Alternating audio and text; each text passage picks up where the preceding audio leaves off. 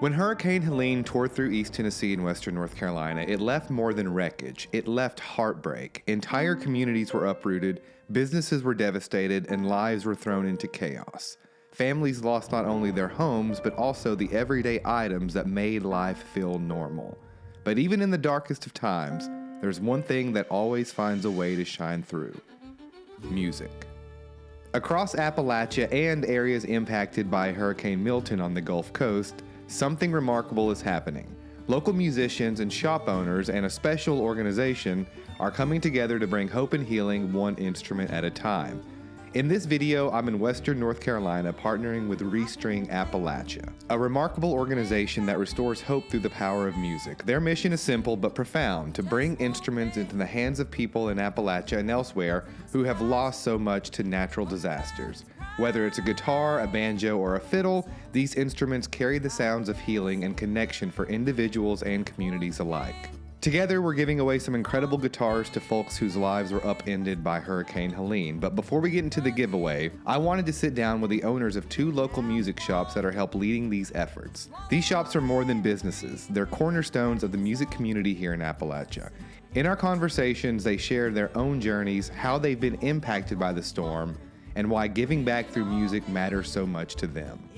Originally I am from Eastern Long Island, New York. My mother was a director and arranger of women's barbershop choruses, and my dad always played guitar and sung, so yeah, music was definitely a big part of growing up. My wife's from Florida, and we were living in the Melbourne area of Florida, and I was playing a lot of acoustic gigs there, and we got married in 2006, and then we're looking to get out of there and for a fresh start, and had visited the Asheville-area a couple times in the early 2000s, and got married, and 3 months later we were here, and actually this place is the only job I've ever had since I've been here. My wife and I live down in Old Fort, and it even kind of started for us a few days before, when you saw the news and everything, that we had already gotten a ton of rain. And I was supposed to actually have a gig on Wednesday night at a place in West Asheville called the Double Crown, and it was already raining so hard that a lot of us kind of like said, hey, I think I'm gonna head home. So I happen to live on a creek, on Mackey Creek down in Old Fort. We actually drive through the creek to get to our house. Wednesday night, now the storm was Thursday night into Friday morning. Wednesday night, the water was already so high that it was coming over our footbridge. And then Thursday it came down some, and we kind of made the decision to evacuate. So my wife and I, with the help of our amazing neighbors, helped us cross over our footbridge with ropes and life preservers, and carrying 3 cats, and they're very understanding critters in moments like that too. Sure. So we left and came up to my parents up here in Black Mountain, and it was nuts. It was pretty nuts. During the initial storm, what were you thinking in terms of the business? Oh, I was completely frightened. I've been in the building long enough that I kind of knew some of the things it does, and the showroom itself is elevated off the slab, but I still pretty much took almost every instrument off the wall in cases up high. There's glass and big windows and stuff here too, so was thinking not just about flood and rainwater, but the building being breached by there's a couple of really big trees right here too. So I was of course incredibly concerned for the welfare of the business and the buildings. And we immediately got involved with the Corps volunteer crew over at the visitor center, and between the visitor center, employee corps, the Black Mountain Presbyterian Church, folks at the Monte Vista here, it was amazing. Everybody was getting fed. The amount of community support was amazing, but it did feel like we were completely cut off. Yeah. We were doing kind of little every day. The police chief, fire chief, town planner, and public works director, the guy who was in charge of the water, where we're doing little meetings in town square basically every day at like 3 o'clock. Yeah. And that was it. That was the only information. No cell signal. Our house in Old Fort, we didn't even know the status of it for, I don't know, 4 or 5 days or something like that. Wow. So it was pretty eye-opening and heartbreaking, you know, the catastrophic damage. But at the same time, it was beautiful, like the outpouring of the community. Yeah. It really was overwhelming. You know, this area got changed forever, you know. So yeah, there's definitely, you know, not a day goes by right now and that I haven't been like, man, we are so lucky. I mean, I know other folks who have, you know, they've lost their home, they've lost their business, they've lost both, you know. So the fact that we're still here and we're still alive and get to be here and didn't lose one instrument is pretty awesome. But yeah, it's pretty overwhelming. Can you tell us about ReString Appalachia and what they're doing?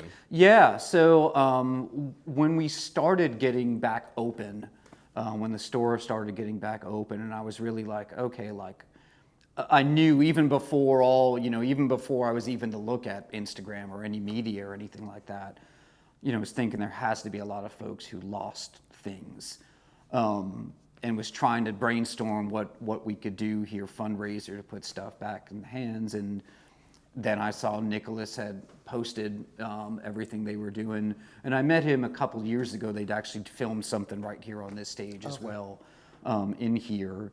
And I just asked, you know, how could I help? And before you know it, he was like, hey, let's put us as one of the drop-off spots. Us, and there's Asheville Guitar Pedals in West Asheville too.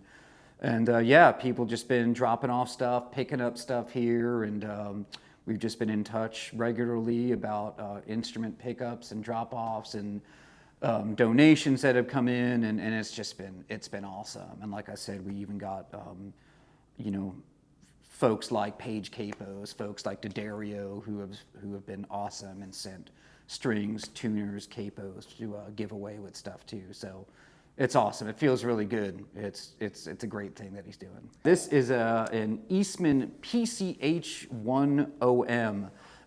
Eastman is making just absolutely unbelievable stuff right now.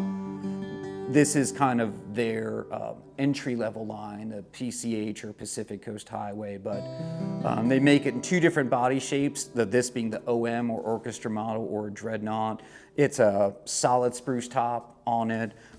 The back and sides are laminated sapella, which is like an African mahogany, rosewood, or excuse me, I think Ovencall fingerboard and bridge. Bow nut and saddle, but you know, just an amazing instrument. Yeah, it comes with this great gig bag here too, and Eastman's just a great company making some absolutely amazing guitars for the price range. You know, if folks are in Black Mountain or in the Western North Carolina area, this store's been here for 25 years, and we'd love to see you. On my way back to Asheville, I drove down Highway 70 through Swannanoa, one of the hardest hit areas, and it was impossible not to feel the weight of what happened here. This entire stretch of the road just lined with debris, with shattered storefronts, and reminders of lives that were changed overnight. You see piles of waterlogged furniture, busted up signs, and what used to be somebody's everyday life now just scattered across the ground. But for the folks at Asheville Guitar Pedals, seeing their neighbors' faces kind of lost felt personal. That's why they've stepped up to help get instruments back into the hands of musicians who have lost them. It was, you know, like a war zone. I don't know if you ever watched Band of Brothers, and it's like in the winter and it's just like trees exploding around. That's like what it was, the closest I can equate to what it felt like around our home. Yeah. And so, I mean, we had tree coming out of the house and water coming in and all the shit. And it was like, once I heard from Tripp a day or two later that he was like, we had a couple little leaks, nothing got damaged. I was like, cool. Yeah, like basically if you had a basement or any like low lying place in your house, the groundwater got so, you know, high that the water came in. As well as we came off compared to most, we wanted to do something. We also had one employee before the storm, Elle, who lost everything she owned and is moving back to Philly, and we wanted to do something to help her, so we put an event on in Nashville that was amazing and just like a real special thing. And we got done with that. And it's the first foyer I've ever gone into like fundraising and doing that kind of stuff. And it was great. We had a good time. And as soon as I got done with it, I got inundated by like 3 or 4 different friends, saw what Nicholas was doing, and was like, Kenny, you guys got to be a part of this. Like, have you seen this? What's going on? And so I instantly wrote a message out to Nicholas. Was like, what's up, man? Rah, rah, rah. Kenny Clark, this is what I'm doing. Like, I want to help. What can we do? We ended up getting on the phone for, I don't know, probably an hour plus and talking. And by the end of it, he was just like, all right, we're doing this together. You're doing it. And I'm like, fuck yeah. And we came together to the conclusion. Like, his first idea was to just have couriers delivering the instruments to people, which I was like, I get that, but most motherfuckers in Western North Carolina aren't. I don't care if you're bringing them something. They don't want strangers driving up on their property. And I was like, look, we have such a central location. We also need and want to be doing some more to help. We could have it out of our shop, you know, and have hubs. And then that's where the idea to have these hubs came from. And so now Nicholas is, you know, doing the one, like you said you went to Acoustic Corner. And then I think he said there's one other place that's doing a drop-off center too. But, you know, I mean, we've had, I think, almost 120 instruments. But he loves a Martin. I love a Martin. I also, like, can't afford Martins most of the time in life. And so with that, I got in, the first guitar I ever had was one of the Takamine lawsuit Martins from the 70s that they were copying. And that got me into Japanese Martin copies. And it's always been one of my favorite types of guitars. And that's what this one is. It's made by Suzuki, yeah, which is like I love it. People are like, what? They make motorcycles. I'm like, they do a lot of other stuff. Yeah. But, you know, this is made in the mid 70s, early 80s in Japan. And it's like a copy of like a D35. And it's just a gorgeous piece of instrument. You know, I'm almost positive Brazilian roadwood. It might be Indian, but a lot of these were still made with Brazilian back then. And it's, you know, solid back and sides. The bridge pins are really unique. So this is actually what I had my luthier do with this one, because it was getting the hump that a lot of guitars get here. And this is what's called a bridge doctor. And so if you look down in the sound hole, it actually has like an 8 pillar. Do you see that goes down in there? And so it helps with resonance for the instrument, and it brings that down. Essentially, it gives this guitar another 20 years of life, rather than having to take the whole back off and re-brace it. And I love the way they look too. I think they look awesome on it. And yeah, it's just like, I mean, a beautiful, resonant, great guitar. And especially, like I said, for someone like you that's like a flat picker, I mean, it's like as good as it gets. And for someone like me that likes 3 chords and the truth, it's also a killer, you know.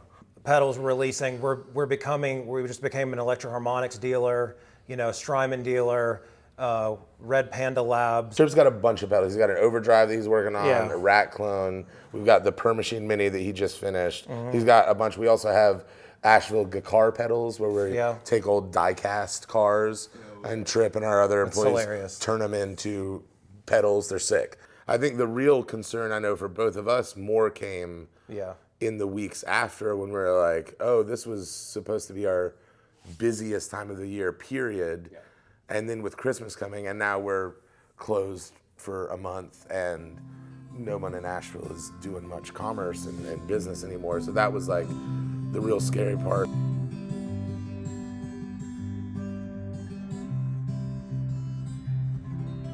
I don't miss this guitar.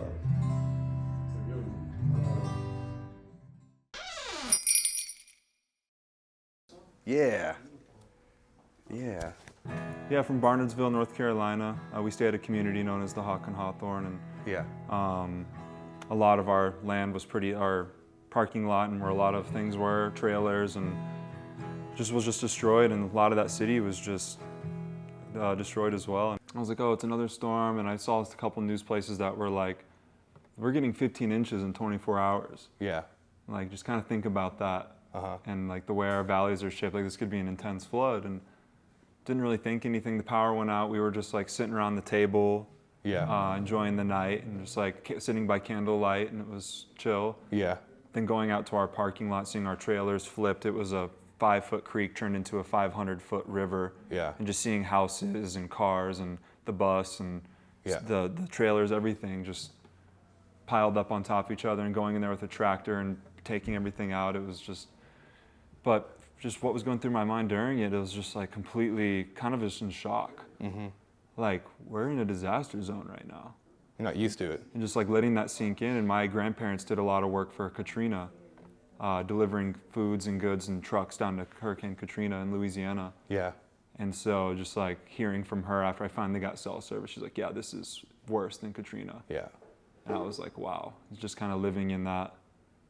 And then the next day came into town and just seeing all the wreckage, it was just like, wow. I didn't even think about our personal losses because of everything else was just so overwhelming. You don't really think about like what you went through, and then you start recovering from those traumas, and you're like, now it's starting to affect you on a personal level, and you're like, wow.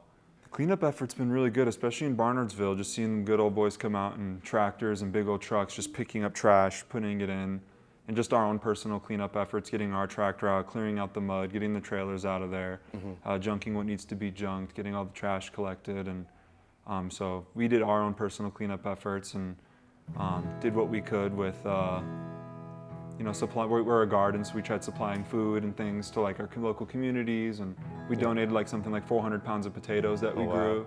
So you were part of like what I saw from Knoxville on the internet, just like taking action, helping where you could, and that sort of thing. Yeah, the way the community came together in Barnardsville was extremely impressive. Yeah. And I was like, if something like this were to happen again, I'd want to be nowhere else in the world. Yeah. Just because the way everyone came together, chainsaws got busted out so quick. You know, everyone was trying to help each other. What does everyone need? Yeah. And yeah. This thing sounds amazing. Can you tell us about the guitar you lost, or like? Yeah, it was the Mitchell Terra series guitar. I am a traveling musician and do tours, and also a producer, so I produce a lot of my own music. And, collaborating with an artist, Life Like Water, do a lot of studio work for him. And he's the one who actually shared the page. And found out about it. So. Yeah. Very cool. Do you travel and tour frequently then? So not as much now. I had like a lot of gigs lined up locally before the flood. And lost them all. And it was like a big revenue stream for me at that moment. And so it was just kind of intense to like lose all of that and then lose some instruments. There was also a bass I had that was really moldy and the case was destroyed. And and things that happened to our house too, like our studio had humidity in it and mold growing in the chimney. And so like now some things in my music studio could be affected by it. It's definitely like almost a bit nicer than my other guitar. Louder and just more forward and bright. So tell us what you think about, can you just kind of tell us what you think about ReString and what they're doing, just kind of? It's epic. I've seen a few people who got instruments from them, and I don't think anyone I know personally, but yeah, it's really beautiful. And you donated some guitars, right? Yeah, so I'm basically like, I bought one from David, and ReString found out about that, and they were like, we're going to give away another one at this shop. So it's kind of just like a joint effort. So somebody's getting a guitar from David, and then you're picking up the one here. So yeah. Are you going over there to meet up? I was up there this morning. Oh, cool. Yeah, so yeah, great shop. Great shop. Yeah, his shop is cool. I'm definitely gonna get this thing mic'd up and recording some new licks on here, and expressing a lot of gratitude and just the energy of recovery, and yeah, maybe write something about the energy of what it means, like, I don't know, disaster into beauty and exchanging and giving, and I don't know, it's beautiful. You know, as far as just the mountains go, I mean, the music culture here is just so unbelievably rich. Extremely lucky that I get to come in and be around all this cool stuff all day. I love what I do, and everybody, you know, my family is super supportive. My wife is awesome and helps out here too. My employee Ashley is amazing. Mark, who does repairs, is amazing. So I'm stoked to be here and surrounded by just awesome people. I wanted to have a music store in West Asheville. Oh, it's exactly what I want to do.